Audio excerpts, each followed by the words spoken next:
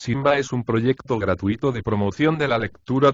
Ayúdanos a que nuestros libros lleguen a más gente compartiendo lecturas en las redes sociales.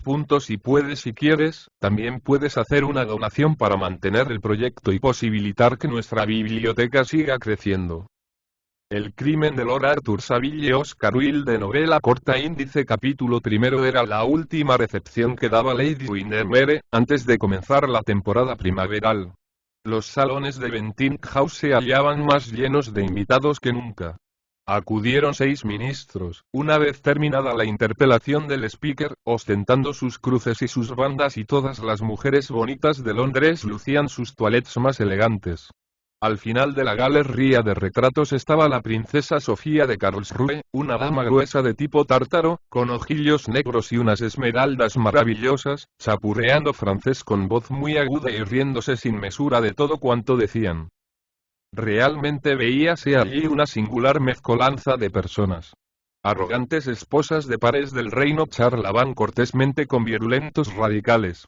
Predicadores populares se codeaban con inveterados escépticos, y una banda de obispos seguía la pista, de salón en salón, a una corpulenta prima donna. En la escalera agrupábanse varios miembros de la Real Academia, disfrazados de artistas, y el comedor se vio por un momento abarrotado de genios. En una palabra, era una de las más deslumbrantes reuniones de Lady Windermere, y la princesa se quedó hasta cerca de las 11:30.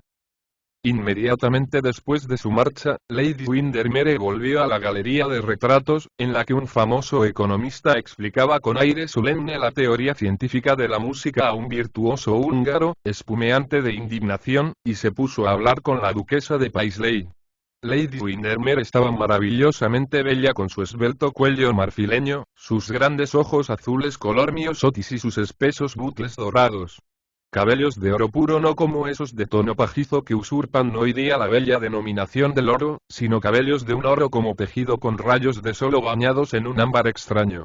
Cabellos que encuadraban su rostro con un nimbo de santidad y, al mismo tiempo, con la fascinación de una pecadora. Lady Windermere constituía realmente un curioso estudio psicológico. Desde muy joven descubrió en la vida la importante verdad de que nada se parece tanto a la ingenuidad como el atrevimiento. Y, por medio de una serie de aventuras despreocupadas, inocentes por completo en su mayoría, logró todos los privilegios de una personalidad. Había cambiado varias veces de marido. En el decreto guía nobiliaria, aparecía con 3 matrimonios en su haber. Pero nunca cambió de amante, y el mundo había dejado de chismorear a cuenta suya desde hacía tiempo.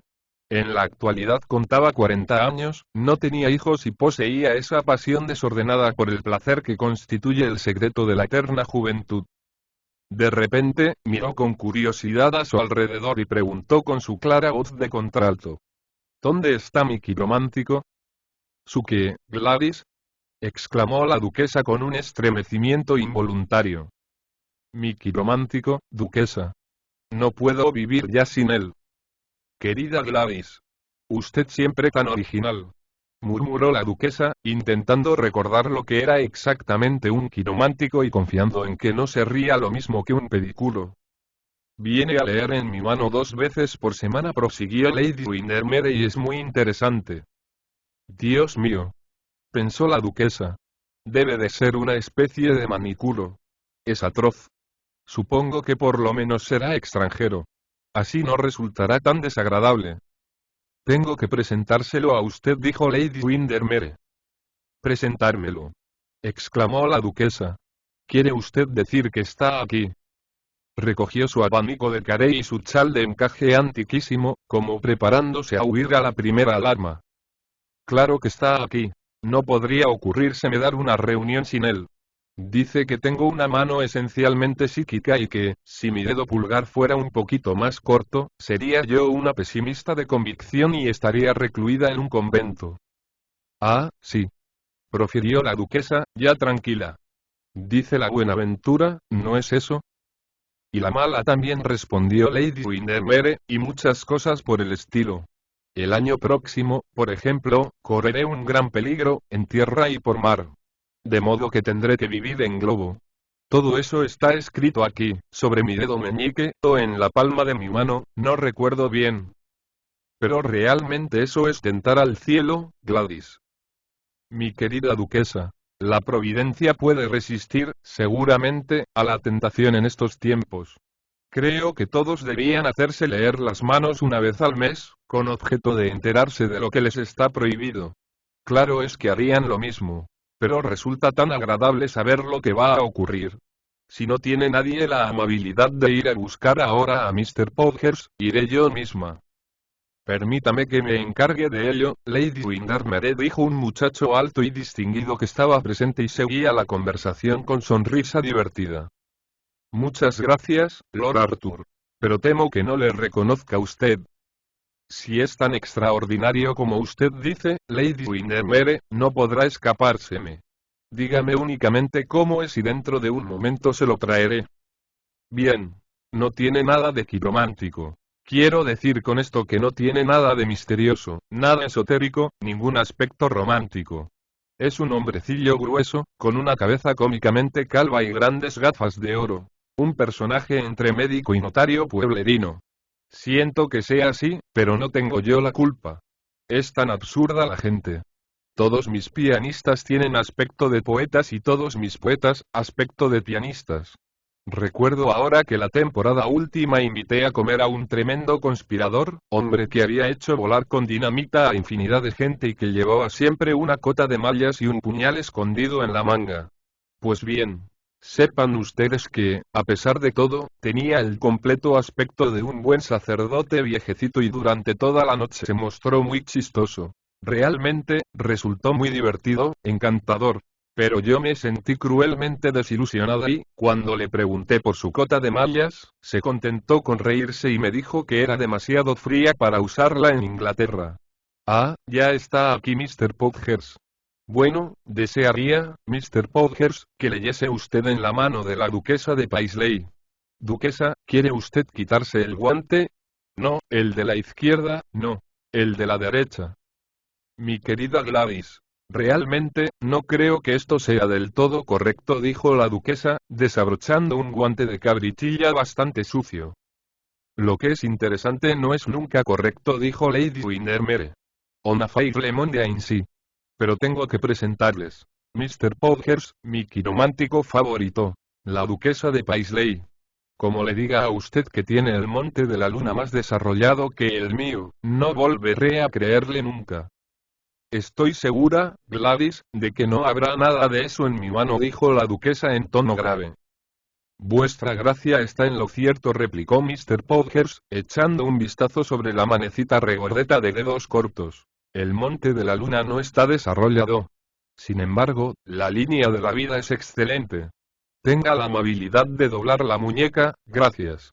3 rayas clarísimas en la rasete, o línea del puño. En la juntura de la mano con el brazo. Vivirá usted hasta una edad avanzada, duquesa, y será extraordinariamente feliz. Ambición moderada, línea de la inteligencia sin exageración, línea del corazón. Sea usted indiscreto sobre este punto, Mr. Podgers, interrumpió Lady Windermere. Nada sería tan agradable para mí, replicó Mr. Podgers inclinándose, si la duquesa diese lugar a ello. Pero siento anunciar que descubro una gran constancia en su afecto, combinada con un sentido muy arraigado del deber. Tenga usted la bondad de seguir, Mr. Podgers, dijo la duquesa con aire satisfecho. La economía no es la menor de las virtudes de vuestra gracia, prosiguió Mr. Podgers. Lady Windermere soltó la carcajada. La economía es cualidad excelente, observó la duquesa con agrado. Cuando me casé, Paisley poseía 11 castillos y ni una casa presentable donde pudiera vivirse. Y ahora es dueño de 12 casas y no tiene ni un castillo, exclamó Lady Windermere. Sí, querida, dijo la duquesa. A mí me gusta la comodidad, terminó Mr. Podgers, y los adelantos modernos y el agua caliente en todas las habitaciones. Vuestra gracia tiene perfecta razón. La comodidad es lo único bueno que ha producido nuestra civilización. Ha descrito usted admirablemente el carácter de la duquesa, Mr. Podgers. Tenga usted la bondad de decirnos ahora el de Lady Flora y, respondiendo a una señal de la dueña de la casa, sonriente, una muchachita de cabellos rojos de escocesa y de hombros aupados se levantó torpemente del sofá y mostró una mano larga y huesuda, con dedos aplastados como espátulas. Ah, ya veo que es una pianista, dijo Mr. Podgers. Una excelente pianista, aunque no sea quizá una compositora excepcional. Muy reservada, tímida y dotada de un exaltado amor a los animales. Completamente cierto, exclamó la duquesa, volviéndose hacia Lady Windermere. Absolutamente exacto.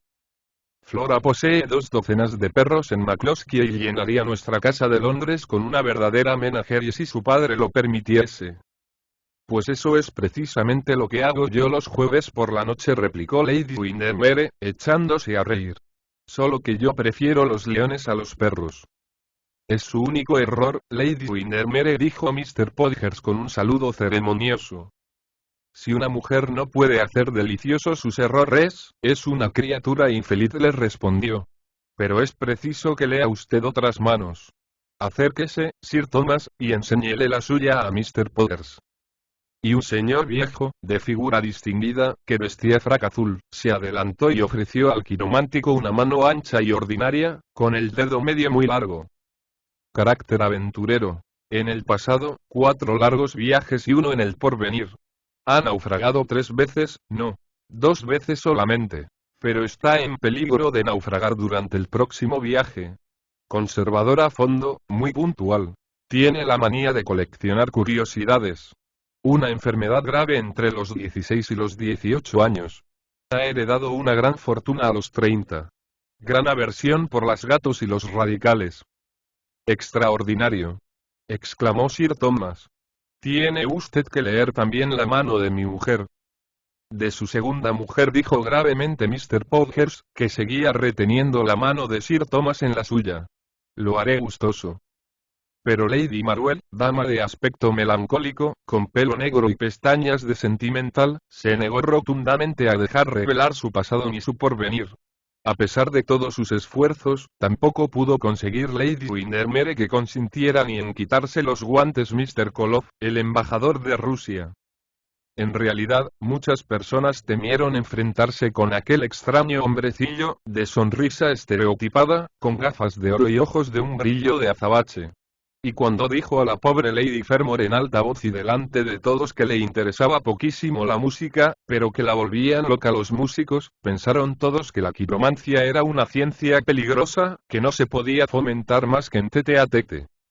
Sin embargo, Lord Arthur Savile, que no estaba enterado del desdichado incidente de Lady Fermor y que seguía con vivísimo interés las palabras de Mr. Podgers, sintió una gran curiosidad por que leyese su mano. Como tenía cierta timidez en adelantarse, cruzó la habitación, acercándose al sitio donde estaba sentada Lady Windermere, y ruborizándose, lo cual le sentaba muy bien, le preguntó si creía que Mr. Podgers accedería a ello. Claro que sí, dijo Lady Windermere. Para eso está aquí. Todos mis leones, Lord Arthur, son leones amaestrados y saltan por el aro cuando yo quiero. Pero debo advertirle que se lo diré todo a Sybil.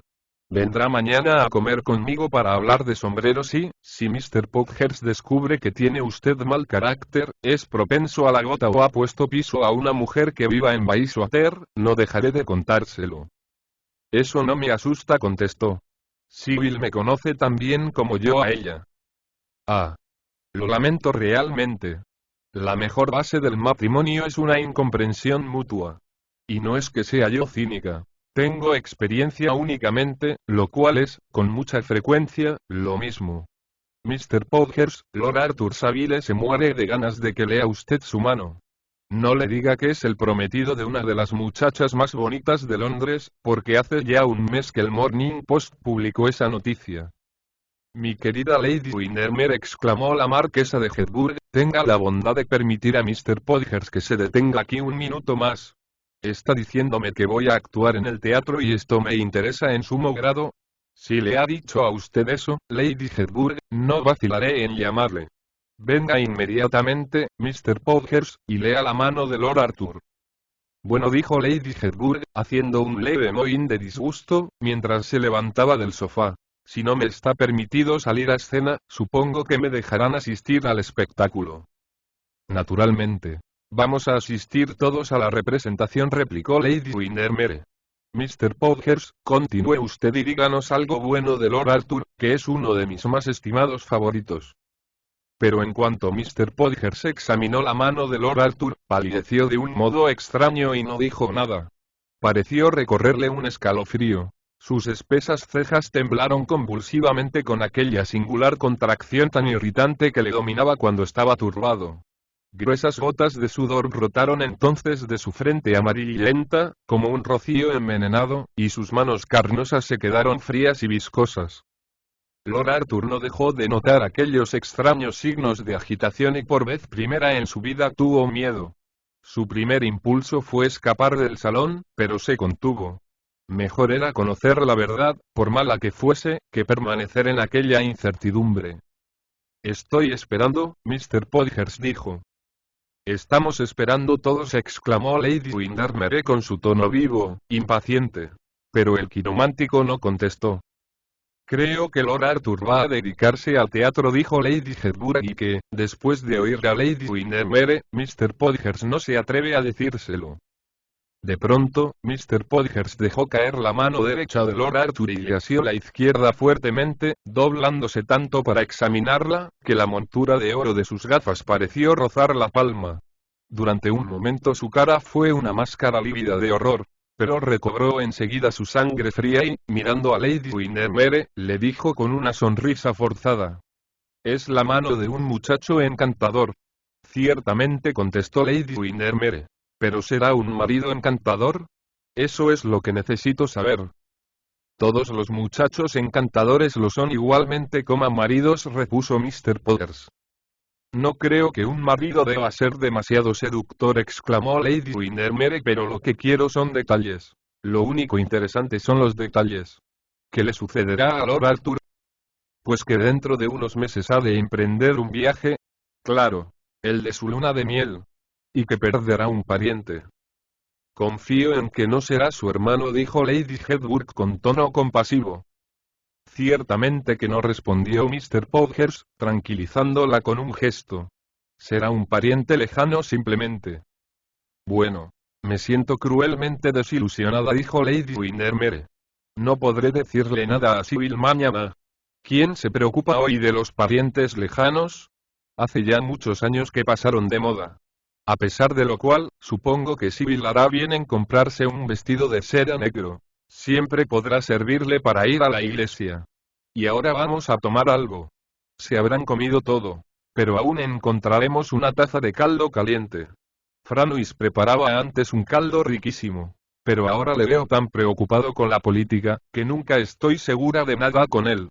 Quisiera realmente que el general Boulanger permaneciera quieto. Duquesa, tengo la seguridad de que está usted fatigada. Absolutamente nada, mi querida Gladys, respondió la duquesa, yendo hacia la puerta. Me he divertido muchísimo. Su pedicuro, no, su quiromántico es muy interesante. Flora, ¿dónde podrá estar mi abanico de Carey? Oh, gracias, Sir Thomas, mil gracias. ¿Y mi chal de encaje, Flora? Oh, gracias, Sir Thomas. Es usted muy amable. Y la digna dama terminó de bajar la escalera sin dejar caer más que 2 veces su frasquito de esencia. Entretanto, Lord Arthur Savile permaneció en pie cerca de la chimenea, oprimido por el mismo sentimiento de terror, por la misma preocupación enfermiza respecto a un porvenir negro. Sonrió tristemente a su hermana cuando pasó a su lado del brazo de Lord Plymdale, preciosa con su vestido de brocado rosa y sus perlas, y casi no oyó a Lady Windermere, que le invitaba a seguirla. Pensó en Sybil Merton y, a la sola idea de que podía interponerse algo entre ellos dos, se le llenaron los ojos de lágrimas. Quien le hubiese mirado habría dicho que Némesis se apoderaba del escudo de Palas Atenea, mostrándole la cabeza de la Gorgona. Parecía petrificado y su cara presentaba el aspecto de un mármol melancólico. Había vivido la vida delicada y lujosa de un joven bien nacido y rico. Una vida exquisita, libre de toda baja inquietud, llena de una bella despreocupación infantil. Y ahora, por primera vez, tenía conciencia del terrible misterio del destino, de la espantosa idea de la fatalidad. Qué disparatado y monstruoso le parecía todo aquello. Podría ser que lo que estaba escrito en su mano con caracteres que él no sabía leer, pero que otro descifraba, fuese el terrible secreto de alguna culpa, el signo sangriento de algún crimen. ¿No habría escape? ¿No somos entonces más que peones de ajedrez puestos en juego por una fuerza invisible, más que vasijas que el alfarero modela a su gusto para honor o descrédito? Su razón se rebelaba contra aquel pensamiento. Y, sin embargo, sentía una tragedia suspendida sobre su vida, como si estuviera destinado de repente a soportar una carga intolerable. Los actores son, generalmente, gente dichosa. Pueden elegir, para representar, la tragedia o la comedia, el dolor o la diversión. Pueden escoger entre hacer reír o hacer llorar. Pero en la vida real es muy distinto. Infinidad de hombres y mujeres se ven obligados a representar papeles para los cuales no estaban designados. Nuestros Guildensterns hacen de Hamlets y nuestros Hamlets intentan bromear como el príncipe Al. El mundo es un escenario, pero la obra tiene un reparto deplorable. De pronto Mr. Podgers entró en el salón. Al ver a Lord Arthur, se detuvo y su carnosa faz ordinaria tomó un tinte amarillo verdoso. Los ojos de los dos hombres se encontraron y hubo un momento de silencio. La duquesa se ha dejado aquí uno de sus guantes, Lord Arthur, y me ha pedido que se lo lleve, dijo, por fin, Mr. Podgers. Ah, allí lo veo, sobre el sofá. Buenas noches. Mr. Podgers, no tengo más remedio que insistir en que me dé una respuesta categórica a la pregunta que voy a hacerle. En otra ocasión, Lord Arthur. La duquesa me espera. Debo reunirme con ella. No irá usted. La duquesa no tiene prisa. Las mujeres no acostumbran esperar, dijo Mr. Podgers con una sonrisa forzada. El bello sexo es impaciente. Los labios finos y como bruñidos de Lord Arthur se plegaron con altivo desdén. La pobre duquesa le parecía de poquísima importancia en aquel momento. Cruzó el salón, y llegó hasta el sitio donde se había parado Mr. Podgers y le alargó su mano derecha. Dígame lo que ve usted aquí. Dígame la verdad. Quiero saberlo. No soy un niño. Los ojos de Mr. Podgers tuvieron un vivo parpadeo tras sus gafas de oro. Se balanceó con aire turbado sobre uno y otro pie, mientras sus dedos jugueteaban nerviosamente con la brillante cadena de su reloj. ¿Por qué cree usted, Lord Arthur, que he visto en su mano algo más de lo que le he dicho? Sé que ha visto usted algo más e insisto en que me lo diga. Le daré un cheque de 100 guineas. Los ojillos verdes de Mr. Podgers relampaguearon durante un segundo y luego volvieron a quedarse inexpresivos. ¿100 guineas? Dijo, por fin, Mr. Podgers en voz baja. Sí, 100 guineas. Le enviaré un cheque mañana. ¿Cuál es su club? No pertenezco a ningún club, es decir, no pertenezco por el momento. Pero mis señas son, permítame que le dé una tarjeta. Y sacando del bolsillo del pecho una cartulina de cantos dorados, Mr. Podgers la presentó con un profundo saludo a Lord Arthur, que leyó lo siguiente. Mr. Septimus R. Podgers Quiromántico. Westmont, 103 recibo de 10 a 4 murmuró Mr. Podgers con tonillo mecánico y hago descuentos a las familias. Dese prisa. Gritó Lord Arthur, poniéndose muy pálido y tendiéndole la diestra. Mr. Podgers miró a su alrededor nerviosamente y corrió la pesada cortina sobre la puerta. La cosa durará un poco, Lord Arthur. Mejorará usted en sentarse. Dese prisa, caballero. Gritó de nuevo Lord Arthur, colérico, dando un violento golpe con el pie en el suelo encerado. Mr. Podgers sonrió y, sacando de su bolsillo una lente pequeña, se puso a limpiarla cuidadosamente con el pañuelo. Ya estoy preparado y a su disposición, dijo. Capítulo segundo. 10 minutos más tarde, Lord Arthur Savile, con la cara lívida de terror y los ojos enloquecidos de angustia, precipitábase fuera de Bentinck House. Se abrió paso entre el tropel de lacayos, cubiertos de pieles, que esperaban bajo la marquesina del gran pabellón. Lord Arthur parecía no ver ni oír absolutamente nada, la noche era muy fría y los mecheros de gas alrededor de la plaza centelleaban, vacilantes, bajo los latigazos del viento. Pero él sentía en sus manos un calor febril y las sienes le ardían como brasas. Andaba zigzagueando por la acera, como un beodo. Un policía le miró con curiosidad al pasar y un mendigo que salió del quicio de un portal para pedirle limosna retrocedió aterrado, al ver un infortunio mayor que el suyo. En un momento dado, Lord Arthur Savile se detuvo debajo de un farol y se miró las manos. Creyó ver la mancha de sangre que las delataba y un débil grito brotó de sus labios trémulos. Asesino. Esta era la palabra que había leído el Ki romántico sobre ellas. Asesino. La noche misma parecía saberlo y el viento desolado la zumbaba en sus oídos. Los rincones oscuros de las calles estaban llenos de aquella acusación, que gesticulaba ante sus ojos en los tejados. Primero fue al parque, cuyo boscaje sombrío parecía fascinarle.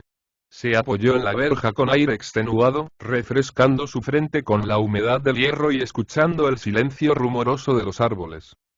Asesino. Asesino. Se repitió, como si por dirigirse de nuevo la acusación pudiera atenuar el sentido de la palabra. El sonido de su propia voz le hizo estremecer y, a pesar de esto, deseó casi que el eco recogiese y despertara de sus sueños a la ciudad adormecida. Sentía impulsos de detener al primer transeúnte casual y contárselo todo. Después siguió su marcha, vagando alrededor de la calle de Oxford, por un laberinto de callejuelas estrechas e ignominiosas. Dos mujeres de caras pintarrajeadas se mofaron de él a su paso. De un patio lóbrego llegó hasta sus oídos un ruido de juramentos y de golpes, seguidos de gritos penetrantes. Y apretujados en montón, bajo una puerta húmeda y fría, vio las espaldas arqueadas y los cuerpos agotados de la pobreza y la decrepitud. Le sobrecogió una extraña piedad.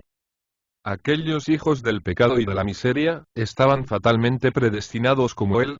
¿Acaso no eran tan solo, como él, muñecos de un guiñol monstruoso? Y, sin embargo, no fue el misterio, sino la comedia del sufrimiento la que le conmovió con su absoluta inutilidad y su grotesca falta de sentido. Qué incoherente y qué desprovisto de armonía le pareció todo. Le dejó atónito el desacuerdo existente entre el optimismo superficial de nuestro tiempo y la realidad de la vida. Era todavía muy joven. Al cabo de un rato se encontró frente a la iglesia de Marylebone. La calle, silenciosa, parecía una larga cinta de plata bruñida, moteada aquí y allá por los oscuros arabescos de las sombras movedizas. A lo lejos redondeábase en círculo la línea de luces de los faroles de gas vacilantes, y ante una casita rodeada por un muro estaba parado un coche de alquiler, solitario, cuyo cochero dormía en el interior. Lord Arthur se dirigió con paso rápido en dirección a la plaza de Portland, mirando a cada momento a su alrededor, como si temiera que le siguiesen. En la esquina de la calle Rich estaban parados dos hombres leyendo un anuncio en una valla. Un extraño sentimiento de curiosidad le dominó y cruzó la calle hacia aquel sitio. Ya cerca, la palabra asesino impresa en letras negras hirió sus ojos. Se detuvo y una oleada de rubor tiñó sus mejillas. Era un bando ofreciendo una recompensa a quien facilitase detalles que cooperasen a la detención de un individuo de estatura regular, entre los 30 y los 40 años, que llevaba un sombrero blanco de alas levantadas, una chaqueta negra y unos pantalones escoceses y que tenía una cicatriz en la mejilla derecha. Lord Arthur leyó y releyó el anuncio. Se preguntó si aquel hombre sería detenido y cómo se habría hecho aquella herida. Quizá algún día su nombre se vería expuesto de igual modo en los muros de Londres. Quizá algún día pondrían también su cabeza a precio. Aquel pensamiento le dejó descompuesto de horror y, girando sobre sus talones, huyó en la noche. No sabía apenas dónde estaba. Recordaba confusamente haber vagado por un laberinto de casas sórdidas, perdiéndose en una gigantesca maraña de calles sombrías, y empezaba a despuntar el alba cuando se dio cuenta, por fin, de que se hallaba en Piccadilly Circus. A uno poco rato, cuando pasaba por Belgrave Square, se encontró con los grandes carros de transporte que se dirigían al mercado de Covent Garden. Los carreteros con sus blusas blancas y sus rostros agradables, bronceados por el sol, de revueltos cabellos rizados, apresuraban vigorosamente el paso restallando sus fustas y hablándose a gritos. Sobre el lomo de un enorme caballo gris, el primero de la reata, iba montado un mozo mofletudo con un ramito de prímulas en su sombrero de alas caídas, agarrándose con mano firme a las crines y riendo a carcajadas. En la claridad matinal los grandes montones de legumbres se destacaban como bloques de jade verde sobre los pétalos rosados de una flor mágica. Lord Arthur experimentó un sentimiento de viva conmoción, sin que pudiese decir a punto fijo por qué. Había algo en la delicada belleza del alba que le emocionaba inefablemente y pensó en todos los días que despuntan y mueren en medio de la tempestad. Aquellos hombres rudos, con sus voces broncas, su grosero buen humor y su andar perezoso, ¿qué Londres más extraño veían? Un Londres lleno de los crímenes nocturnos y del humo del día. Una ciudad pálida, fantasmagórica. Una ciudad desolada de tumbas. Se preguntó lo que pensarían de ella y si sabrían algo de sus esplendores y de sus vergüenzas, de sus goces soberbios, tan bellos de color, de su hambre atroz y de todo cuanto brota y se marchita en Londres desde la mañana hasta la noche. Probablemente, para ellos era tan solo el mercado a donde llegaban a vender sus productos y en el que no permanecían más que unas horas a lo sumo, dejando a su regreso las calles todavía en silencio y las casas aún dormidas. Sintió un gran placer en verlos pasar. Por muy zafios que fuesen con sus zapatones claveteados y sus andares ordinarios, llevaban consigo algo de la Arcadia. Lord Arthur vio que habían vivido con la naturaleza y que ésta les enseñó la paz, y envidió su ignorancia. Cuando llegó al final de Belgrave Square, el cielo era de un azul desvanecido y los pájaros empezaban a piar en los jardines. Capítulo tercero. Cuando despertó Lord Arthur, estaba ya muy avanzada la mañana y el sol de mediodía se filtraba a través de las cortinas de seda marfileña de su dormitorio. Se levantó y fue a mirar por el ventanal. Una vaga neblina de calor flotaba sobre la gran ciudad y los tejados de las casas parecían de plata oxidada. Por el césped tembloroso de la plaza de abajo se perseguían unos niños como mariposas blancas, y las aceras estaban llenas de gentes que se dirigían al parque.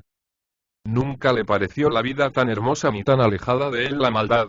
En aquel momento su ayuda de cámara le trajo una taza de chocolate sobre una bandeja. Después de bebérsela, levantó una pesada cortina color albaricoque y pasó al cuarto de baño. La luz entraba suavemente desde lo alto a través de unas delgadas hojas de ónice transparente y el agua en la pila de mármol tenía el brillo apagado de la piedra lunar. Lord Arthur se sumergió rápidamente hasta que el agua rozó su cuello y sus cabellos. Entonces metió bruscamente la cabeza dentro del líquido, como si quisiera purificarse de la mancha de algún recuerdo infamante. Cuando salió del baño, se sintió casi serenado. El bienestar físico que había experimentado le dominó, como sucede a menudo a las naturalezas refinadas, pues los sentidos, como el fuego, pueden purificar o destruir. Después de almorzar se tumbó en un diván y encendió un cigarrillo. Sobre la repisa de la chimenea, enmarcada con un brocado antiguo finísimo, había un gran retrato de Sybil Merton, tal como la vio por primera vez en el baile de Lady Noel. La pequeña cabeza, de un modelado delicioso, inclinábase ligeramente a un lado, como si el cuello, delgado y frágil al modo de una caña, no pudiese apenas soportar el peso de tanta belleza. Los labios estaban un poco entreabiertos y parecían conformados para una suave música, y en sus ojos soñadores se leían las sorpresas de la más tierna pureza virginal. Ceñida en su vestido de blanco crespón de China, con un gran abanico de plumas en la mano, parecía una de esas delicadas estatuillas descubiertas en los bosques de olivos próximas a Tanagra. Y había en su postura y en su actitud rasgos de gracia helénica. Sin embargo, no era petite, sino perfectamente proporcionada, cosa rara en una edad en que tantas mujeres son, o más altas de lo debido, o insignificantes. Contemplándola en aquel momento, Lord Arthur se sintió lleno de esa terrible piedad que nace del amor. Comprendió que casarse con ella teniendo el fatum del delito suspendido sobre su cabeza sería una traición como la de Judas, un crimen peor que todos los que planearon los Borgia. ¿De qué felicidad gozarían cuando en cualquier momento podía verse forzado a ejecutar la espantosa profecía escrita en su mano? ¿Cuál sería su vida mientras el destino mantuviese aquella terrible orden en su balanza? Era preciso a toda costa retrasar el matrimonio. Estaba completamente decidido a ello. Aunque amase ardientemente a Sybil, aunque el simple contacto de sus dedos, cuando estaban sentados juntos, hiciese estremecer de exquisito goce todas las fibras de su ser, no dejaba de reconocer cuál era su deber y estaba totalmente convencido de que no tenía derecho a casarse con ella mientras no cometiera el crimen. Una vez ejecutado, podría presentarse ante el altar con Sybil Merton y depositar su vida en manos de la mujer amada, sin temor a remordimientos. Hecho aquello, podría estrecharla entre sus brazos, sabiendo que ella no tendría nunca que sentirse avergonzada. Pero antes tenía que efectuarlo. Cuanto antes lo hiciera sería mejor para ambos. Muchos, en su caso, hubiesen preferido el sendero florido del amor a la cuesta escarpada del deber. Pero Lord Arthur era demasiado escrupuloso para colocar el placer por encima de sus principios. En su amor no había una simple atracción sensual. Sibyl simbolizaba para él cuanto hay de bueno y de noble en el mundo. Durante un momento sintió una repugnancia instintiva contra la tarea que el destino le obligaba a realizar. Pero enseguida se desvanecía aquella impresión. Su corazón le dijo que aquello no era un crimen, sino un sacrificio. Su razón le recordó que no le quedaba ninguna otra salida.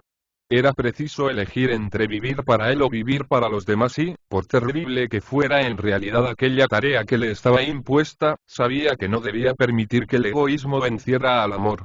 Más tarde o más temprano cada uno de nosotros está obligado a resolver ese mismo problema, ya que a cada uno de nosotros se le plantea la misma cuestión. A Lord Arthur se le presentó muy pronto en la vida, antes de que corrompiese su carácter el cinismo calculador en la edad madura, o antes de que le corroyese el corazón el egoísmo frívolo o elegante de nuestra época. Y él no vaciló en cumplir su deber. Afortunadamente para él, no era un simple soñador o un diletante ocioso. De serlo, habría dudado, como Hamlet, permitiendo que la irresolución destruyese su propósito. Pero era un hombre esencialmente práctico. Para él la vida representaba acción antes que pensamiento. Poseía ese don tan raro entre nosotros que se llama sentido común. Las sensaciones crueles y violentas de la noche anterior se habían borrado ahora por completo y pensaba, casi con un sentimiento de vergüenza, en su loca caminata de calle en calle, en su terrible agonía emotiva. La misma sinceridad de su sufrimiento lo hacía ahora pasar por inexistente ante sus ojos. Se preguntaba cómo había podido ser tan loco para indignarse y desbarrar contra lo inevitable. La única cuestión que ahora parecía turbarle era cómo llevaría a cabo su obra, pues no era tan obcecado que negase el hecho de que el crimen, como las religiones paganas, exige una víctima y un sacerdote. Como Lord Arthur no era un genio, no tenía enemigos y, por otro lado, comprendía que no era ocasión de satisfacer un rencor u un odio personales. La misión de la que estaba encargado era de una grave y elevada solemnidad. Por consiguiente, hizo una lista de sus amigos y parientes en una hoja de un libro de notas y, después de un minucioso examen, se decidió en favor de Lady Clementina Beauchamp, una estimable dama, ya de edad, que vivía en la calle Curzon y era prima segunda suya por parte de su madre. Tuvo siempre un gran afecto por Lady Clem, como la llamaba todo el mundo. Y como él era rico por su casa, pues entró en posesión de toda la fortuna de Lord Rugby al llegar a su mayoría de edad, estaba descartada la sospecha de que le trajese ningún despreciable beneficio económico la muerte de aquella pariente. Realmente, cuanto más reflexionaba en ello, más veía en Lady Clem la persona que le convenía escoger. Y pensando que todo aplazamiento era una mala acción con respecto a Sibyl, decidió ocuparse inmediatamente de los preparativos. Lo primero que debía hacer, indudablemente, era saldar cuentas con el quiromántico. Así, pues, se sentó ante una mesita Sheraton colocada frente a la ventana y llenó un cheque de 105 libras, pagadero a la orden de Mr. Septimus Poggers. Después lo metió en un sobre y ordenó a su criado que lo llevase a la calle de Westmont. Enseguida telefoneó a su cochera ordenando que enganchasen el coupé y se vistió para salir. Antes de marcharse de la habitación, dirigió una mirada al retrato de Sibyl Merton, jurándose que, pasase lo que pasase, no le diría nunca lo que iba a hacer por amor a ella y que guardaría el secreto de su sacrificio en el fondo de su corazón. De camino hacia el club de Buckingham se detuvo en una tienda de flores y envió a Sibyl un cesto de narcisos de hermosos pétalos blancos y de pistilos parecidos a ojos de faisán. Llegado al club, fue directamente a la biblioteca, tocó el timbre y pidió al camarero que le trajese una limonada y un tratado de toxicología. Decidió en definitiva que el veneno era el instrumento que más le convenía adoptar para su enojoso trabajo. Nada le desagradaba tanto como un acto de violencia personal y, además, tenía especial interés en no asesinar a Lady Clementina con algún medio que pudiese llamar la atención de la gente, pues le horrorizaba la idea de convertirse en el hombre de moda en casa de Lady Windermere o de ver figurar su nombre en los sueltos de los periódicos que lee el vulgo. Necesitaba también tener en cuenta a los padres de Sybil que, como pertenecían a un mundo un poco anticuado, podrían oponerse al matrimonio si se producía algún escándalo. Aunque estaba seguro de que, si les contara todos los incidentes del suceso, serían los primeros en comprender los motivos que le impulsaban a obrar así. Tenía, pues, perfecta razón al decidirse por el veneno. Era inofensivo, seguro, silencioso, y actuaba sin necesidad de escenas penosas, por las cuales sentía él profunda aversión, como muchos ingleses. Sin embargo, no conocía nada absolutamente de la ciencia de los venenos y, como el criado era, por lo visto, incapaz de encontrar algo en la biblioteca que no fuera la Ruth's Guide o el Bailey Magazine, examinó por sí mismo los estantes llenos de libros y acabó por encontrar una edición muy bien encuadernada de la farmacopea y un ejemplar de la toxicología de Erskine, editada por Sir Matthew Reid, presidente de la Real Academia de Medicina y uno de los miembros más antiguos del Buckingham Club, para el que fue elegido por confusión con otro candidato, contratiempo que disgustó tanto a la Junta que, cuando el candidato auténtico se presentó, fue derrotado por unanimidad. Lord Arthur se quedó desconcertadísimo ante los términos técnicos empleados en los dos libros y empezaba a recriminarse por no haber prestado más atención a sus estudios en Oxford, cuando en el tomo segundo de Erskine encontró una explicación acertadísima y muy completa de las propiedades del acónito, redactada en un inglés clarísimo. Le pareció aquel el veneno que le convenía por todos los conceptos. Era muy activo, por no decir casi instantáneo. En sus efectos no causaba dolores y, tomado en forma de cápsula de gelatina, como recomendaba Sir Matthew, era insípido al paladar. Por tanto, anotó en el puño de la camisa la dosis necesaria para ocasionar la muerte, devolvió los libros a su sitio y se encaminó por la calle de Saint James hasta casa de Pestle y Bay, los grandes farmacéuticos. Mr. Pestle, que servía siempre personalmente a sus clientes de la aristocracia, se quedó muy sorprendido de su petición y, con tono amabilísimo, murmuró algo respecto a la necesidad de una receta médica. Sin embargo, no bien Lord Arthur le explicó que era para dárselo a un gran perro danés, del cual se veía obligado a desembarazarse porque presentaba síntomas de hidrofobia, habiendo intentado por 2 veces morder a su cochero en una pantorrilla, pareció completamente satisfecho y, después de felicitar a Lord Arthur por sus extraordinarios conocimientos de toxicología, confeccionó inmediatamente la preparación. Lord Arthur colocó la cápsula en una bonita bombonera de plata que adquirió en una tienda de la calle de Bond, tiró la vasta cajita de Pestle y se encaminó directamente a casa de Lady Clementina. ¿Qué hay, Monsieur le Maurais Sujet? Le gritó la vieja señora al entrar él en su salón. ¿Por qué no ha venido usted a verme en todo este tiempo? Mi querida Lady Clem, no tengo nunca un rato para mí, replicó Lord Arthur con una sonrisa. Supongo que querrás decir que te pasas los días con la señorita Sybil Merton, comprando chifons y diciendo tonterías. No acabo de comprender por qué la gente alborota tanto para casarse. En mis tiempos no hubiéramos pensado nunca en exhibirnos y embullir tanto en público y en privado por cosa tan vulgar. Le aseguro que no he visto a Sybil desde hace 24 horas, Lady Clem. Que yo sepa, pertenece por completo a sus modistas. Claro. Es el único motivo que puede traerte por casa de una mujer vieja como yo. Me extraña que vosotros los hombres no escarmentéis. Ona faites folies pour moi, y aquí me tienes hecha una pobre reumática, con pelo postizo y mal humor. Bueno, y si no fuese por esa querida Lady Hansen que me manda las peores novelas francesas que puede encontrar, no sé cómo serían mis días. Los médicos no sirven más que para sacar dinero a sus clientes. Ni siquiera me pueden curar la enfermedad del estómago.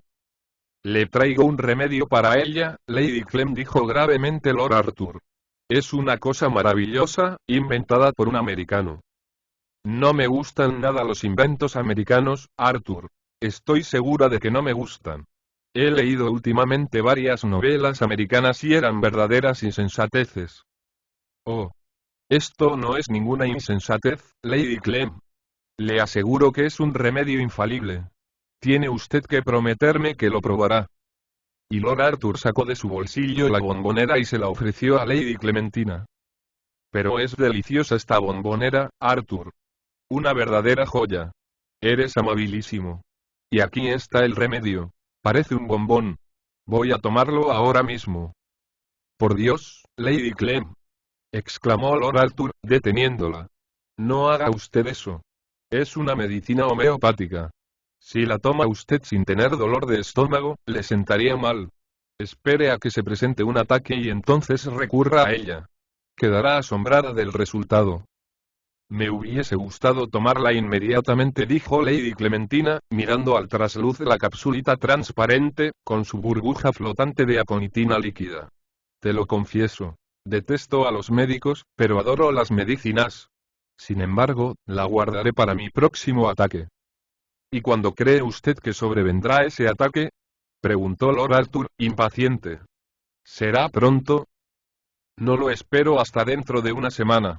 Ayer pasé un día malísimo. Pero vete a saber. ¿Está usted segura entonces de padecer un ataque antes de fin de mes, Lady Clem? Mucho me lo temo. Pero cuánto afecto me demuestras hoy, Arthur. Realmente, la influencia de Sybil te es muy beneficiosa. Y ahora debes marcharte. Ceno con gente gris que carece de conversación bulliciosa, entretenida, y sé que, si no duermo un poco antes, me será imposible permanecer despierta durante la cena. Adiós, Arthur. Cariños a Sybil y 1.000.000 de gracias por tu remedio americano. No se olvidará usted de tomarlo, ¿verdad, Lady Clem? Dijo Lord Arthur, levantándose. Claro que no me olvidaré, tunante. Encuentro muy amable que te preocupes de mí. Ya te escribiré si necesito más cápsulas. Lord Arthur salió de casa de Lady Clementina lleno de bríos y sintiéndose reconfortado. Aquella noche tuvo una entrevista con Sybil Merton.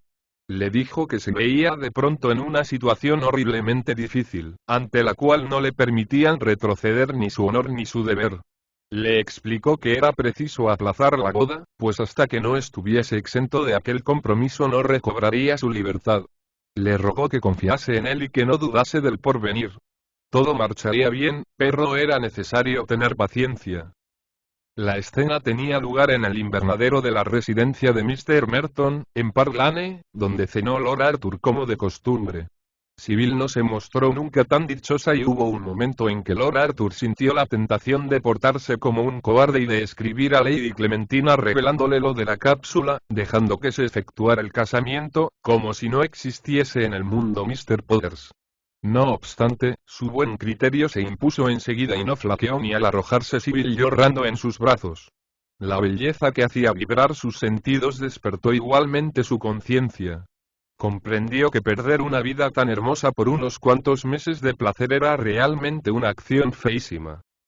Estuvo con Sybil hasta cerca de medianoche, consolándola y recibiendo ánimos de su parte.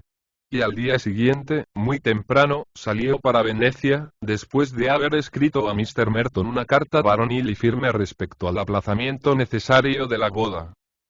Capítulo cuarto. En Venecia se encontró con su hermano Lord Surbiton, que acababa de llegar de Corfú en su yate. Los dos jóvenes pasaron juntos unas semanas encantadoras. Por la mañana vagaban a caballo por el Lido, iban de un lado para otro por los canales verdes en su alargada góndola negra. Por la tarde, recibían generalmente visitas a bordo del yate y, por la noche, comían en el Florian y fumaban innumerables cigarrillos paseando por la plaza. A pesar de todo, Lord Arthur no era feliz. Todos los días recorría la columna de defunciones del Times, esperando encontrar la noticia de la muerte de Lady Clementina. Pero siempre sufría una decepción. Empezó a temer que le hubiese ocurrido algún accidente y sintió muchas veces no haberle dejado tomar la conitina cuando quiso ella probar sus efectos. Las cartas de Sybil, aunque llenas de amor, de confianza y de ternura, tenían con frecuencia un tono triste, y a veces pensaba que se había separado de ella para siempre. Al cabo de 15 días, Lord Surbiton se cansó de Venecia y decidió recorrer la costa hasta Rávena, pues oyó decir que había mucha caza en el Pinar. Lord Arthur, al principio, se negó terminantemente a acompañarle. perro Surbiton, a quien quería muchísimo, le persuadió por fin de que, si seguía viviendo en el Hotel Danieli, se moriría de tedio y el día 15, por la mañana, se hicieron a la vela con un fuerte viento nordeste y un mar bastante picado. La travesía fue agradable y la vida al aire libre hizo reaparecer los frescos colores en las mejillas de Lord Arthur. Pero hacia el día 22 volvieron a invadirle sus preocupaciones respecto a Lady Clementina y, a pesar de las exhortaciones de Surbiton, regresó en tren a Venecia. Cuando desembarcó de su góndola en los escalones del hotel, el dueño fue a su encuentro llevando un telegrama. Lord Arthur se lo arrebató de las manos y lo abrió, rasgándolo con brusco ademán. Éxito total. Lady Clementina había muerto repentinamente, por la noche, 5 días antes. El primer pensamiento de Lord Arthur fue para Sybil y le envió un telegrama anunciándole su regreso inmediato a Londres. Enseguida ordenó a su criado que preparase el equipaje para el rápido de aquella noche, quintuplicó la propina a su gondolero y subió hacia su habitación con paso ligero y corazón alegre. Allí le esperaban 3 cartas. Una de ellas llena de cariño, con un pésame muy sentido, era de Bill. Las otras, de la madre de Arthur y del notario de Lady Clementina. Parecía ser que la vieja señora cenó con la duquesa la noche antes de su muerte. Encantó a todo el mundo con su gracejo y esprit, pero se retiró temprano, quejándose de dolor de estómago. A la mañana siguiente la encontraron muerta en su lecho, sin que pareciese haber sufrido en modo alguno. Se avisó entonces a Sir Matthew Reid, pero era ya inútil, y fue enterrada en Beauchamp Chalcot el día 22. Pocos días antes de su muerte hizo testamento. Dejaba a Lord Arthur su casita de la calle de Curzon. Todo su mobiliario, su capital, su galería de cuadros, menos la colección de miniaturas, que legaba a su hermana Lady Margaret Rufford, y su collar de amatistas, que dejaba Sybil Merton. El inmueble no valía mucho. Pero Mr. Mansfield, el notario, deseaba vivamente que viniese Lord Arthur lo antes posible, porque había muchas deudas que pagar, ya que Lady Clementina no pudo tener nunca sus cuentas en regla. A Lord Arthur le conmovió mucho aquel buen recuerdo de Lady Clementina y pensó que Mr. Podgers tenía realmente que asumir una grave responsabilidad en aquel asunto. Su amor por Sybil dominó, sin embargo, cualquier otra emoción y la plena conciencia de que había cumplido su deber le tranquilizó, dándole ánimos. Al llegar a Charing Cross se sintió dichoso por completo. Los Merton le recibieron muy afectuosos. Sybil le hizo prometer que no toleraría ningún obstáculo que se interpusiera entre ellos y quedó fijada la boda para el 7 de junio. La vida le parecía, una vez más, brillante y hermosa, y toda su antigua alegría renacía en él. Sin embargo, estando pocos días después haciendo el inventario de la casa de la calle Curzon con el notario de Lady Clementina y con Sybil, quemando paquetes, cartas amarillentas y desechando extrañas antiguallas, de pronto la joven lanzó un grito de alegría. ¿Qué has encontrado, Sybil?, inquirió Lord Arthur, levantando la cabeza y sonriendo. Esta bombonerita de plata. Es preciosa. Parece holandesa. ¿Me la regalas? Las amatistas no me sentarán bien, creo yo, hasta que tenga 80 años. Era la cajita con la cápsula de aconitina. Lord Arthur se estremeció y un rubor repentino inflamó sus mejillas. Ya casi no se acordaba de lo que había hecho y le pareció una extraña coincidencia que fuese Sybil, por cuyo amor pasó todas aquellas angustias, la primera en recordárselo. Tuya es, desde luego. Fui yo quien se la regaló a Lady Clem. Oh, gracias, Arthur. ¿Y este bombón, me lo das también? No sabía que le gustasen los dulces a Lady Clementina. La creía demasiado intelectual. Lord Arthur se quedó intensamente pálido y una idea horrible cruzó por su imaginación. ¿Un bombón, Sybil? ¿Qué quieres decir?, preguntó con voz ronca y apagada. Sí, hay un bombón dentro. Uno solo, rancio ya y sucio, no me resulta nada apetitoso, pero ¿qué sucede, Arthur? Estás muy pálido. Lord Arthur saltó de su silla y cogió la bombonera. Dentro estaba la píldora ambarina, con su glóbulo de veneno. A pesar de todos sus esfuerzos, Lady Clementina había fallecido de muerte natural. La conmoción que le produjo aquel descubrimiento fue superior a sus fuerzas. Tiró la píldora al fuego y se desplomó sobre el sofá con un grito desesperado. Capítulo V. Mr. Merton se quedó muy desconsolado ante aquel segundo aplazamiento y Lady Julia, que tenía encargado ya su vestido para la boda, hizo todo cuanto pudo por convencer a Sibyl de la necesidad de una ruptura. A pesar del inmenso cariño que Sibyl profesaba a su madre, había entregado su vida a Lord Arthur y nada de lo que le dijo aquella pudo torcer su voluntad. En cuanto a Lord Arthur, necesitó muchos días para reponerse de su cruel decepción y, por espacio de una temporada, tuvo los nervios descompuestos. Sin embargo, recobró pronto su excelente sensatez, y su criterio sano y práctico no le dejó titubear durante mucho tiempo sobre la conducta que debía seguir. Ya que el veneno había fallado por completo, era preciso emplear la dinamita o cualquier otro explosivo de este género. Por consiguiente, examinó de nuevo la lista de sus amigos y parientes, y después de maduras reflexiones decidió volar a su tío el deán de Chichester. A este, que era un hombre de gran cultura y talento, le entusiasmaban los relojes. Tenía una colección maravillosa de aparatos para medir el tiempo. Colección que abarcaba desde el siglo XV hasta nuestros días. Le pareció a Lord Arthur que aquella manía del bonachón de Anne le proporcionaba una excelente base para realizar sus planes. Pero agenciarse una máquina explosiva era ya otra cosa. El London director no le daba ninguna indicación respecto a ello y pensó que le reportaría muy poca utilidad dirigirse a Scotland Yard. Allí no se enteran nunca de los hechos y movimientos del partido dinamitero sino después de una explosión y, aun entonces, no del todo. De pronto pensó en su amigo Rubalov, joven ruso, de tendencias revolucionarias, a quien conoció el invierno anterior en casa de Lady Windermere. Al parecer, el conde de Rubalov estaba escribiendo una vida de Pedro el Grande. Fue a Inglaterra con el propósito de estudiar los documentos referentes a la estancia del zar en ese país, en calidad de carpintero naval. Pero todos sospechaban que era agente nihilista y era evidente que la embajada rusa no veía con buenos ojos su presencia en Londres. Lord Arthur pensó que aquel era el hombre que le convenía y una mañana se trasladó a su casa de Bloomsbury para pedirle consejo y ayuda. ¿Al fin piensa usted ocuparse seriamente de política? Preguntó el conde de Rubalov, cuando Lord Arthur le expuso el objeto de su visita.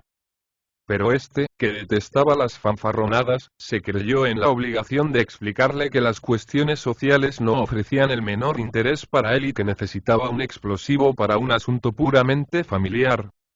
El conde de Rubalov le contempló un momento lleno de sorpresa y luego, viendo que hablaba completamente en serio, escribió una dirección en un pedazo de papel, firmó con sus iniciales y se lo dio a Lord Arthur, diciendo: Scotland Yard haría cualquier cosa por conocer esa dirección, mi querido amigo. No la sabrá, exclamó Lord Arthur echándose a reír. Y después de estrechar cordialmente la mano del joven ruso, se precipitó a la escalera y ordenó a su cochero que le llevase a Soho Square. Una vez allí lo despidió y siguió por la calle Greek hasta llegar a una plaza que se llama Bailes Court. Cruzó un pasaje y se encontró en un curioso callejón sin salida, que parecía ocupado por una lavandería francesa, pues de una casa a otra se extendía toda una red de cuerdas, cargadas de ropa blanca, que agitaba el aire matinal. Lord Arthur fue derechamente al final de este secadero y llamó en una casita verde. Después de una corta espera, durante la cual todas las ventanas del patio se llenaron de cabezas, abrió la puerta un extranjero, de aspecto bastante hosco, que le preguntó en malísimo inglés qué deseaba. Lord Arthur le tendió el papel que le había dado el conde de Rubalov. No bien lo hubo leído, el individuo se inclinó, invitando a Lord Arthur a entrar en una habitación reducidísima del piso bajo. Pocos minutos después, Herr Winkelkopf, como le llamaban en Inglaterra, entró apresuradamente en el aposento con una servilleta manchada de vino al cuello y un tenedor en la mano izquierda. El conde de Rubalov, dijo Lord Arthur saludándome, ha dado ese papel de presentación para usted y deseo vivamente que me conceda una breve entrevista por una cuestión de negocios.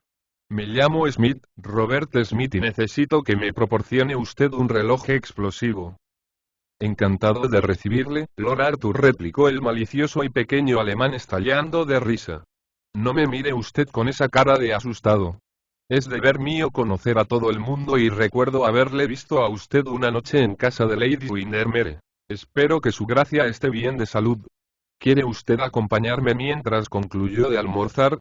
Tengo un excelente pate. Mis amigos llevan su bondad hasta afirmar que mi vino del Rin es mejor que ninguno de los que pueden beberse en la embajada de Alemania. Y antes de que Lord Arthur hubiese vuelto de su asombro, se encontró sentado en la salita del fondo, bebiendo a sorbos un Marcobroner de los más deliciosos en una copa amarillo pálido, grabada con el monograma imperial, y charlando de la manera más amistosa con el famoso anarquista. Los relojes de explosión, dijo Herr-Winkelkopf, no son buenos artículos para exportar, ni aun consiguiendo hacerlos pasar por la aduana. El servicio de trenes es tan irregular que, por regla general, estallan antes de llegar a su destino. A pesar de ello, si necesita usted uno de esos aparatos para uso doméstico, puedo proporcionarle un artículo excelente, garantizándole que ha de quedar satisfecho del resultado. ¿Puedo preguntarle para qué fin piensa usted destinarlo? Si es para la policía o para alguien relacionado con Scotland Yard, lo sentiré muchísimo, pero no puedo hacer nada por usted. Los detectives ingleses son realmente nuestros mejores amigos y he comprobado siempre que, teniendo en cuenta su estupidez, podemos hacer todo cuanto se nos antoja. No quisiera tocar ni un pelo de sus cabezas. Le aseguro, replicó Lord Arthur, que esto no tiene nada que ver con la policía. Para que usted lo sepa, el mecanismo de relojería está destinado al deán de Chichester. Caramba. No podía yo imaginarme ni por lo más remoto que fuese usted tan exaltado en materia religiosa, Lord Arthur. Los jóvenes de hoy no se apasionan por eso. Creo que me alaba usted demasiado, Herr Winkelkopf, dijo Lord Arthur ruborizándose. El hecho es que soy un completo ignorante en teología. ¿Se trata entonces de un asunto meramente personal? Exclusivamente personal. Herr Winkelkopf se encogió de hombros y salió de la habitación. Unos minutos después reaparecía con un cartucho redondo de dinamita, del tamaño de un penique, y un precioso reloj francés, rematado por una figurita en bronce dorado de la libertad aplastando a la hidra del despotismo. El semblante de Lord Arthur se iluminó de alegría al verlo. Esto es precisamente lo que necesito. Y ahora dígame usted cómo estalla. Ah, ese es mi secreto. Respondió Herr Winkelkopf contemplando su invento con una justa mirada de orgullo. Dígame usted únicamente cuándo desea que estalle y regularé el mecanismo para el momento indicado. Bueno. Hoy es martes y si puede usted mandármelo enseguida. Imposible. Tengo una infinidad de encargos. Entre otros, un trabajo importantísimo para unos amigos de Moscú. Pero, a pesar de todo, se lo mandaré mañana. Oh. Llegará todavía a tiempo, dijo Lord Arthur cortésmente, si queda entregado mañana por la noche o el jueves por la mañana. En cuanto al momento de la explosión, fijémoslo para el viernes a mediodía en punto. A esa hora el deán está siempre en su casa. ¿El viernes a mediodía? Repitió Herr Winkelkopf. Y tomó nota en un gran registro abierto sobre una mesa, al lado de la chimenea. Y ahora, dijo Lord Arthur levantándose, haga el favor de decirme cuánto le debo. Muy poca cosa, Lord Arthur. Se lo voy a poner al precio de coste. La dinamita vale 7 chelines con 6 peniques. La maquinaria de relojería, 3 libras 10 chelines, y el porte, unos 5 chelines. Me complace sobremanera poder servir a un amigo del conde de Rubalov. Pero, ¿y sus molestias, Herr Winkelkopf? Oh, nada. Tengo un verdadero placer en ello. No trabajo por el dinero, vivo exclusivamente para mi arte. Lord Arthur puso 4 libras, 2 chelines y 6 peniques sobre la mesa, dio las gracias al pequeño alemán por su amabilidad y, rehusando lo mejor que pudo una invitación para entrevistarse con varios anarquistas en un té merienda el sábado siguiente, salió de casa de Herr Winkelkopf y se fue al parque. Los 2 días siguientes los pasó Lord Arthur en un tremendo estado de agitación. Y el viernes, a mediodía, fue al Buckingham en espera de noticias.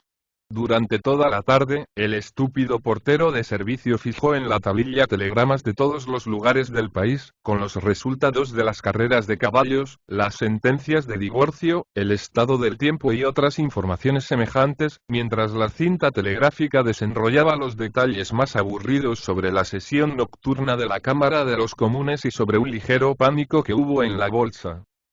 A las 4 llegaron los diarios de la noche y Lord Arthur desapareció en el salón de lectura con el Pall Mall, el Saint James, el Globe y el Hecho, ante la gran indignación del coronel Gottschall, que quería leer el extracto de un discurso que había pronunciado aquella mañana en el Palacio Consistorial sobre las misiones sudafricanas y la conveniencia de tener en cada provincia un obispo negro. Ahora bien, el coronel sentía, no se sabe por qué, una gran animadversión por el Evening News. Ninguno de aquellos periódicos contenía, sin embargo, la menor alusión a Chichester, y Lord Arthur comprendió que el atentado había fracasado. Fue para él un terrible golpe y durante algunos minutos permaneció abatidísimo. Herr Winkelkopf, a quien visitó al día siguiente, se deshizo en excusas complicadas, comprometiéndose a proporcionarle otro reloj que abonaría él, o una caja de bombas de nitroglicerina a precio de coste. Pero Lord Arthur no tenía ya ninguna confianza en los explosivos y Herr Winkelkopf reconoció que estaba hoy día todo tan falsificado que era difícil proporcionarse hasta dinamita sin adulterar. Sin embargo, el Eilman, aun admitiendo que el mecanismo de relojería podía ser defectuoso en alguna pieza, confiaba todavía en que el resorte del reloj funcionase.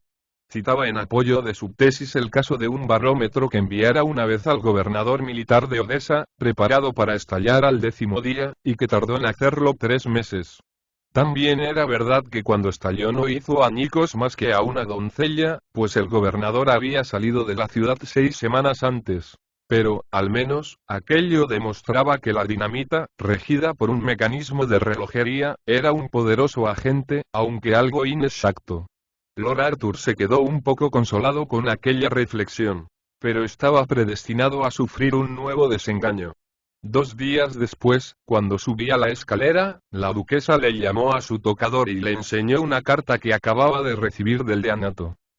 Jane me escribe unas cartas encantadoras, le dijo. Lee esta última. Es tan interesante como algunas de las novelas que nos remite la biblioteca Moody. Lord Arthur se la arrebató de las manos. Estaba redactada en los siguientes términos. Deanato de Chichester, 27 mayo. Queridísima tía. Mil gracias por la franela para el asilo Dorcas, así como por la tela. Estoy completamente de acuerdo con usted en estimar absurdo ese afán de lucir cosas llamativas. Pero hoy día todo el mundo es tan radical y tan irreligioso, que resulta difícil hacerles ver que no deben adoptar los gustos y la elegancia de la clase alta. Realmente no sé a dónde vamos a llegar.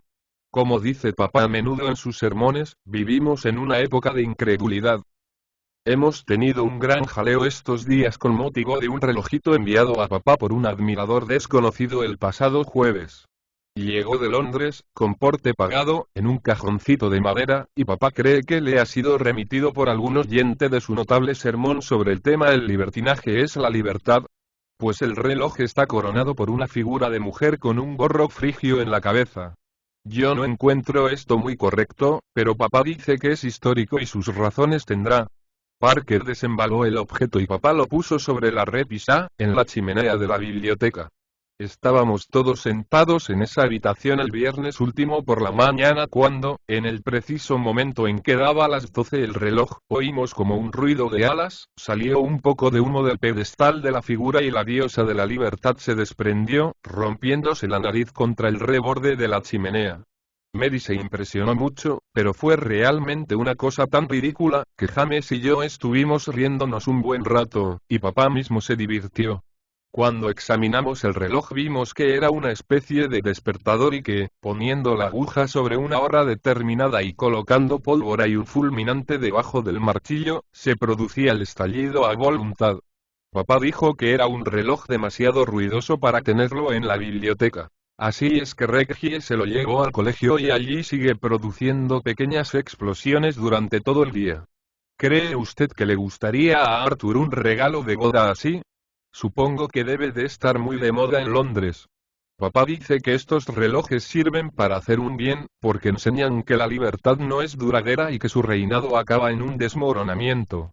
Dice también papá que la libertad fue inventada en tiempos de la Revolución Francesa. Es una cosa atroz. Voy a ir dentro de un momento al asilo Dorcas y les pienso leer la carta de usted, tan instructiva. Qué cierta es, Tía, su idea de que, dada su clase de vida, no debieran llevar lo que no les corresponde ni les sienta bien. Creo realmente que su preocupación por el vestir es absurda viendo tantas otras graves cosas en que pensar en este mundo y en el futuro. Me alegro mucho de que su popelín floreado sea de tan buen resultado y de que el encaje no se rompa. El miércoles llevaré a casa del obispo el vestido de raso amarillo que tuvo usted la amabilidad de regalarme. Creo que hará un gran efecto. ¿Tiene usted lazos, tía? Jennings dice que ahora todo el mundo lleva lazos, y que las enaguas se usan en cañonadas. Reggie acaba de asistir a una nueva explosión. Papá ha mandado llevar el reloj a la cuadra. Me parece que no aprecia este reloj tanto como al principio, aunque le halague mucho haber recibido un regalo tan bonito e ingenioso, pues demuestra que se escuchan sus sermones y que sirven de enseñanza. Papá le envía recuerdos e igualmente James, Reggie y Mary, que esperan que tío Cecil esté mejor de su gota. Ya sabe usted, querida tía, cuánto la quiere su sobrina, Jane Perky. Postdata, contésteme a lo de los lazos. Jennings insiste en que están muy de moda. Lord Arthur contempló la carta con un aire tan serrío y triste, que la duquesa se echó a reír. Mi querido Arthur, exclamó, no volveré a enseñarte una carta de muchacha. ¿Pero qué piensas de ese reloj? Me parece un invento verdaderamente curioso y me gustaría tener uno así. No me inspiran gran confianza esos relojes, dijo Lord Arthur con triste sonrisa. Y después de besar a su madre, salió de la habitación. No bien llegó a la suya, se desplomó sobre un sofá con los ojos arrasados en lágrimas. Había hecho cuanto podía por cometer el crimen, pero fracasaron sus tentativas por 2 veces, sin que él tuviese la culpa. Intentó cumplir su deber, pero parecía que el destino le traicionaba. Estaba abrumado por el sentimiento de la esterilidad de sus buenas intenciones, por la inutilidad de sus esfuerzos en un acto honrado. Quizá hubiera valido más romper su compromiso con Sybil. Ella sufriría, eso sí, pero el dolor no podría aniquilar un carácter tan noble como el suyo. En cuanto a él, ¿qué importaba? Siempre hay alguna guerra en la que un hombre puede hacerse matar o una causa por la que puede dar su vida, y si la vida no tenía aliciente para él, la muerte no le aterraba. Que se cumpliese su destino. No haría nada por evitarlo. Se vistió a las 7:30 y marchó al club. Allí estaba Surbiton con una peña de jóvenes, y Lord Arthur se vio obligado a cenar con ellos. Su frívola conversación, sus gestos indolentes no le interesaban y, en cuanto sirvieron el café, les dejó con la disculpa de una cita. Al salir del club, el conserje le entregó una carta. Era de Herwin Kelkopf invitándole a ir a la noche siguiente a ver un paraguas explosivo que estallaba al abrirse, la última palabra en tales inventos, que acababa de llegar de Ginebra. Lord Arthur rompió la carta en pedacitos. Estaba decidido a no realizar nuevos experimentos. Vagó luego por los muelles del Támesis y permaneció varias horas sentado a orillas del río. La luna asomó a través de un velo de nubes rojizas, como una pupila de león, e innumerables estrellas salpicaron de lentejuelas el firmamento insondable, como un polvillo dorado extendido sobre la cúpula purpúrea. De cuando en cuando una enorme barcaza se balanceaba sobre el río cenagoso y se deslizaba siguiendo la corriente. Las señales del ferrocarril, primero verdes, se volvían rojas a medida que los trenes atravesaban el puente con estruendo. Al poco rato sonaron las 12 con un ruido sordo en la torre de Westminster y la noche pareció vibrar con cada sonora campanada. Después se apagaron las luces de la vía. Solo una siguió brillando como un gran rubí sobre un poste gigantesco y el rumor de la ciudad fue debilitándose. A las 2, Lord Arthur se levantó y se encaminó paseando hacia Blackfriars. ¡Qué irreal! ¡Qué semejante a un extraño sueño le parecía todo! Al otro lado del río las casas parecían surgir de las tinieblas. Se habría dicho que la plata y la oscuridad reconstruían el mundo. La enorme cúpula de St. Paul se dibujaba como un globo en la atmósfera negruzca. Al acercarse a la aguja de Cleopatra, Lord Arthur divisó a un hombre asomado al parapeto del río y, cuando llegó, la luz del farol, que caía de lleno sobre la cara, le permitió reconocerle. Era Mr. Podgers, el quiromántico. El rostro carnoso y arrugado, las gafas de oro, la sonrisa enfermiza y la boca sensual del quiromántico eran inconfundibles. Lord Arthur se detuvo. Una idea brillante le iluminó como un relámpago. Se deslizó suavemente hacia Mr. Podgers y en un segundo le agarró por las piernas y le tiró al Támesis. Se oyó una blasfemia, el ruido de un chapoteo y griega. Nada más. Lord Arthur contempló con ansiedad la superficie del río, pero no pudo ver más que el sombrero del quiromántico, que giraba en un remolino de agua plateada por la luna. Al cabo de unos minutos el sombrero desapareció también y ya no quedó ninguna huella visible de Mr. Podgers. Hubo un momento en que Lord Arthur creyó divisar una silueta gruesa y deforme que se abalanzaba hacia la escalerilla próxima al puente. Pero casi enseguida se agrandó el reflejo de aquella imagen y, cuando volvió a salir la luna, desapareció definitivamente. Entonces pensó que había cumplido los mandatos del destino. Lanzó un profundo suspiro de alivio y el nombre de Sibyl afloró a sus labios. ¿Se le ha caído a usted algo?, dijo de repente una voz a su espalda. Giró bruscamente y vio a un policía con su linterna sorda. Nada que valga la pena, contestó sonriendo. Y tomando un coche que pasaba ordenó al cochero que le llevase a Belgrave Square. Los días siguientes al del suceso se sintió alegre y preocupado alternativamente. Había momentos en que casi esperaba ver entrar a Mr. Podgers en su cuarto. Y, sin embargo, otras veces comprendía que el destino no podía ser tan injusto con él. Fue 2 veces a casa del quiromántico, pero no pudo decidirse a tocar el timbre. Deseaba con toda su alma conocer la verdad y al mismo tiempo la temía. Y al fin la supo. Estaba sentado en el salón de fumadores del club y tomaba el té escuchando, aburrido, a Surbiton, que le cantaba la última canción cómica del Gaiety, cuando el criado trajo los diarios de la noche. Cogió el St. James, y estaba hojeándolo distraídamente, cuando de repente chocaron sus ojos con estos titulares.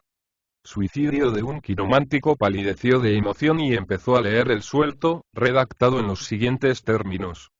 Ayer por la mañana, a las 7, fue hallado el cuerpo de Mr. Septimus R. Podgers, el eminente quiromántico, devuelto por el río, en la ribera de Greenwich, frente al Hotel Ship. Este infortunado señor desapareció hace unos días y en los centros quirománticos había vivas inquietudes respecto a su paradero. Se supone que se suicidó por influjo de un trastorno momentáneo de sus facultades mentales, provocado por un trabajo excesivo. Así lo ha reconocido unánimemente el dictamen forense emitido esta tarde. Mr. Podgers había concluido un tratado completo sobre la mano humana, que será publicado en breve y ha de suscitar, sin duda alguna, un gran interés. El finado tenía 65 años y, según parece, no ha dejado familia. Lord Arthur salió precipitadamente del club, con el periódico en la mano, ante la gran estupefacción del conserje, que intentó inútilmente detenerle, y se hizo conducir a Parlani a toda prisa. Sibyl, que estaba en la ventana, le vio llegar y algo pareció decirle que traía buenas noticias. Corrió a su encuentro y, al mirarle a la cara, comprendió que todo marchaba bien. «Mi querida Sibyl», exclamó Lord Arthur, «casémonos mañana». «¡Qué loco! ¿Y el pastel de boda sin encargar?», replicó Sibyl, riéndose en medio de sus lágrimas. Cuando se celebró la boda, unas 3 semanas después, St. Peter estuvo lleno de una verdadera multitud de personas de la más elevada alcurnia. Ofició de un modo conmovedor el deán de Chichester. Y todos los asistentes estuvieron de acuerdo en reconocer que no habían visto nunca una pareja tan seductora como la que formaban los novios. Eran más que hermosos y, sin embargo, eran felices. No sintió Lord Arthur un solo momento lo que había sufrido por amor a Sibyl y ella, por su parte, le daba lo mejor que puede ofrendar una mujer a un hombre: respeto, ternura y amor. En su caso, la realidad no mató su novela romántica. Y conservaron siempre la juventud de sus sentimientos. Algunos años después, cuando tuvieron 2 preciosos niños, Lady Windermere fue a visitarles a Alton Priory, antigua y encantadora finca, regalo de boda del duque a su hijo. Y estando sentada una tarde con Sibyl, bajo un tilo, en el jardín, contemplando al niño y a la chiquilla, que jugaban correteando por la rosaleda como 2 suaves rayos de sol, asió, de pronto las manos de Sibyl y dijo: «¿Eres feliz, Sibyl?». Sí, mi querida Lady Windermere. Soy feliz. ¿Y usted no lo es? No tengo tiempo de serlo, Sibyl. Me encariño siempre con la última persona que me presentan. Pero generalmente, en cuanto la conozco a fondo, me aburre. ¿No la entretienen ya sus leones, Lady Windermere? Oh, amiga mía. Los leones no sirven más que para una temporada. En cuanto se cortan la melena se convierten en los seres más insufribles del mundo. Además, si se porta una cariñosamente con ellos, se portan ellos, en cambio, muy mal con una. ¿Te acuerdas de aquel horrible Mr. Podgers? Era un inicuo impostor. Como es natural, al principio no lo noté y hasta cuando me pidió dinero se lo di. Pero no podía yo soportar que me hiciese la corte. Me ha hecho realmente odiar la quiromancia. Ahora mi pasión es la telepatía. Resulta mucho más divertida.